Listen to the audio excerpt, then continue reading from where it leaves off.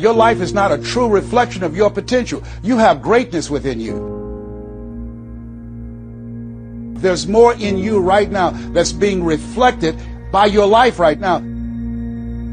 You have the ability to do more than you can ever begin to imagine. So if you resist change, you're resisting life. If you want an unchanging life, there's one beautiful place where nothing changes, that's your grave. In order for us to begin to break into that level of greatness that we have within ourselves, you have to make a conscious choice every day to expose your mind to positive messages. It's time for you to be the hero in your own journey. Your future is unwritten, and you have the power to change. Work ethic is part of the equation if you're unhappy. If you're trying to get out of something that you're not thrilled about, the extra reps in the gym matter. The extra studying at night matters. And the extra hours working on your thing matter. So when you look at yourself and you look into the future, what do you see? What do you see yourself doing differently? Who will be with you? Who will be around you? Will it be a life of contribution, a life of adventure, a life of excitement?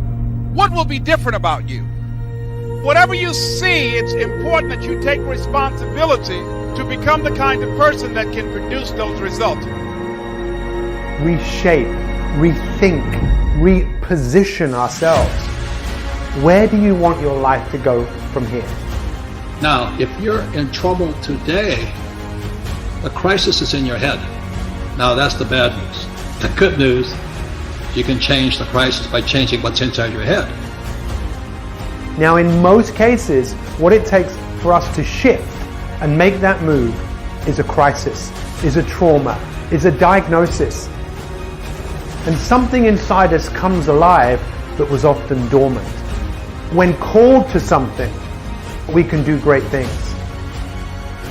I value myself enough to give 120% or don't do it. And that's the problem with some of you. You always want to blame other people. You want to hold other people to the fire, but you're not holding yourself to the fire. You just said you're giving 50%. You owe you an explanation. You owe you an explanation. You need to look at yourself in the mirror and say, why are you only giving 50%? What's wrong with you? You need to put yourself on punishment. You walk out of this room, you owe yourself. I didn't get here making excuses. And there's no question that what is happening in the world right now is going to be very challenging. And my challenge to every single one of you that is watching this is to stop for a moment, rethink, reposition, reshape. What do you want the legacy of your life to be? This is the pivotal point where the world is almost forcing you to change, forcing you to look at life with a fresh pair of eyes. When we look at human beings, we can look at them from many different ways. People are always really into what's right and what's wrong, what's good, what's bad, and to see things from a more holistic point of view. Because it's only when we can step back and look at things with a fresh pair of eyes that we have the power to change. And I don't think there's ever been a more important time for you and I to stop and look at life with a fresh pair of eyes and re-evaluate. Well, we're all made up of the same thing, and we're all made up with the ability to do things. But the thing I want you to really think about is, where is your life going? Because if we really look at the secret source of life, the magic that you and I have, it's that activation energy, it's the spirit within all of us that when called to something, that we can do great things. Because if we know that something is going to be difficult, when it is difficult, we don't give up. And science shows this, where you have two groups of people who want to lose weight, one group thinking it's going to be easy, one group thinking it's going to be hard. When the group who thought it was going to be easy came across some difficulties, came across some unforeseen circumstances, came across some obstacles, they gave up. But the ones who thought it was going to be difficult, when they came across that challenge, they knew that was going to happen. because they knew that the obstacle is the way.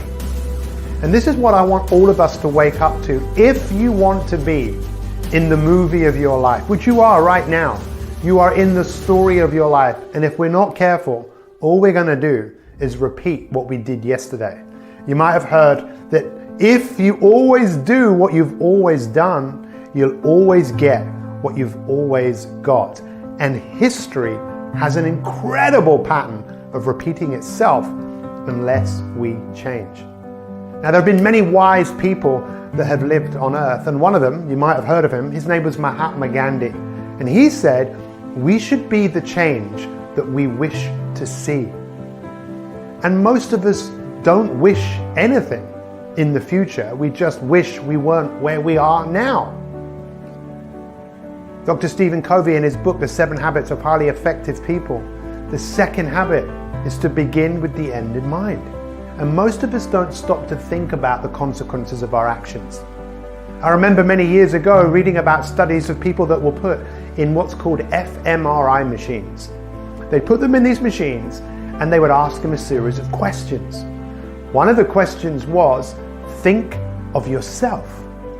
And then they'd see a part of the brain that lit up. Then they asked, think of a stranger. And they'd see another part of the brain light up.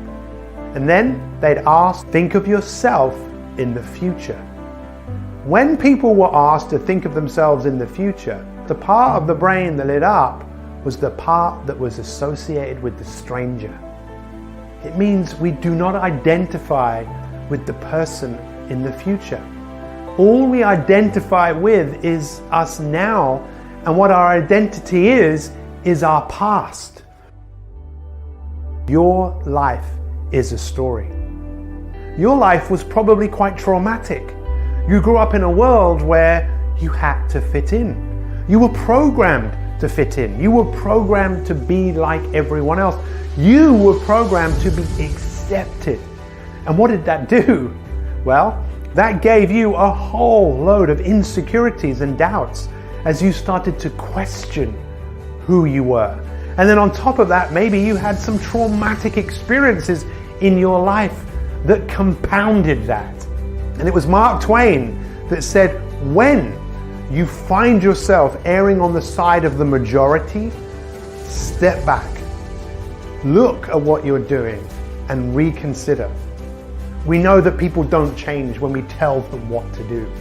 We know that people change when their perspective changes.